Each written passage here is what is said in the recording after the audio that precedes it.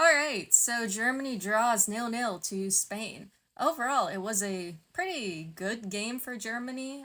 They did a lot better than I expected, despite this being a 0-0 draw.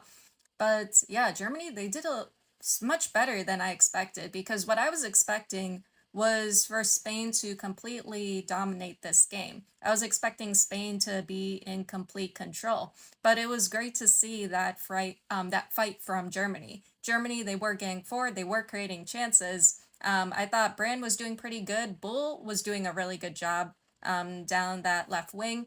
But the problem for Germany was their finishing.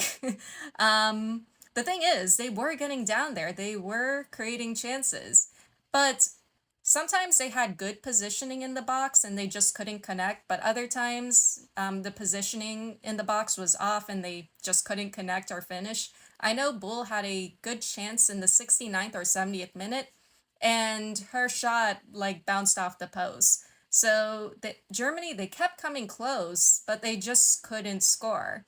So now going into their second game against Spain next week, Germany, they need to figure out how to score goals. Build up, build up is pretty good.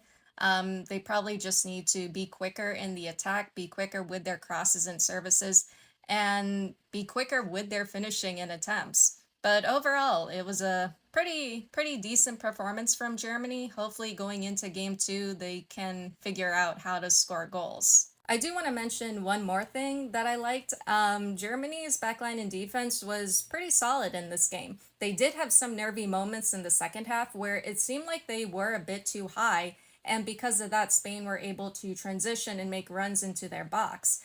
But the thing was, Germany was able to keep up with Spain. They were able to keep up with Spain. They were able to cut off their attack and recover possession. And yeah, that was something I really liked a lot.